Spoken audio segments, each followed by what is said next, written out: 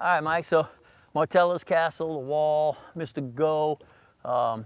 Pretty good action today. Water was surprisingly cool, but the fish didn't seem to be bothered by it too much. How long do you see this pattern continuing? Well, actually, we have a warming trend forecast over the next several days, so our water temperatures probably creep up a little bit. Like we said this morning, heading out, it's real important to pay attention to your temperature gauge.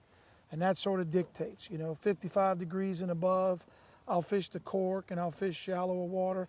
55 and below, I'm kind of deeper water. So we didn't get above 55 today. Now we fished mostly deep water. It's a little bit of shallow water looking for reds. But I was surprised at temperatures between 52 and 54, how active the trout still are. Right.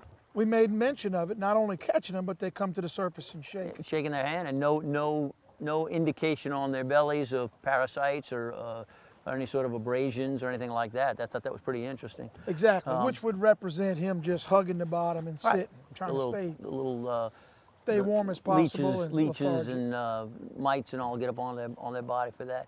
Well, I think, we fished both spinning reels and bait casting, and I don't know if any one did better than the other. I mean, for a while there, Mr. Lloyd was smoking them pretty hard. What did best was the 1/8 ounce jig head, which was a slow sink. Right. Which was pretty interesting. Yep. Normally you think you're going to fish deep water and you want to get down there and you just want to make that jigging pop up and down. But really, we had a lot of success with a slow sinking 1/8 ounce on a Gulp plastic. A pearl white. Going swimming. Don't do that. I'll sit a little closer to the ground. A pearl white gulp 3-inch shrimp. We also did real well with the power bait. New color, white ice albino. I actually think this is new for 2019.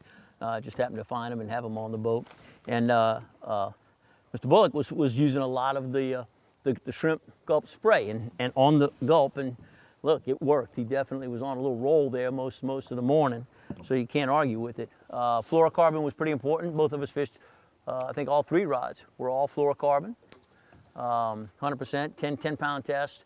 It makes it a little tougher to reel in the redfish and stuff, but you get a lot of sensitivity, and in this clear water you have this time of year, it certainly is a little tougher for the fish to figure out what you're up to. What other tips did we miss? Tune into the Big Fish for the latest tips. This Saturday, always, and certainly every Thursday night.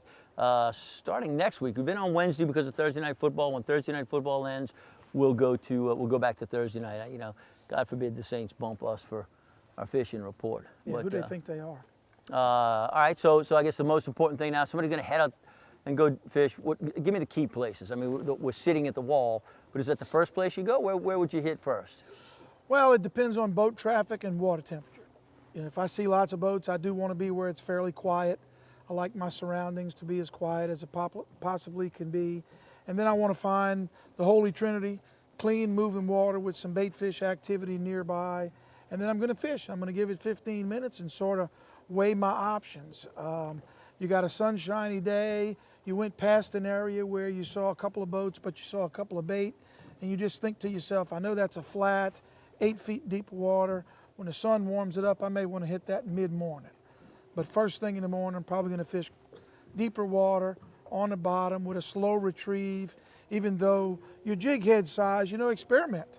I had 3/8, you had 5/16, Lloyd had an 1/8, and he was out fishing us. Well, so, and moving relatively quickly. You talk about fish it's slow in cold water, and you thought that's sort of a rule of thumb, but the fact was we had the bait moving pretty quickly this morning, and it was the most effective way to get those fish. Yeah, the falls seemed to matter because when we switched to 1/8, we got better bites. The slower fall and caught better fish. So not necessarily the action rising, but the action falling was important because he was fishing fast on the rise, but the fall is probably similar when the lures are all similar. More strike time for the fish itself.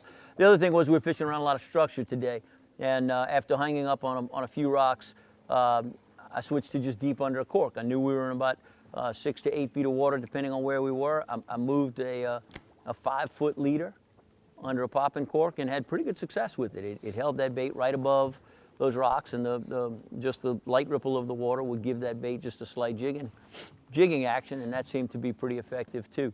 So don't be afraid to try some new techniques and figure out ways to keep that bait in a zone where you might be able to get those fish. So what else? Anything? Well, you fished a cork mid-morning, Yep. had a little warm up. Fish may have moved up, may have Little bit. suspended a little bit. I think you caught one. Oh. And that'll do. That's enough. We're not going to start that. If you've got more questions, you can find me. I'm easy to find. Or you can call AA of LA, Captain Mike Gallo, Angling Adventures, AAofLA.com if they go to the website. And you caught one more than me. Oh, he hadn't finished. So Isn't if I that caught nice? 8, Wasn't that then sweet? you caught 9, Wasn't or I that caught sweet? 19, you caught 20. Is that called crawfishing?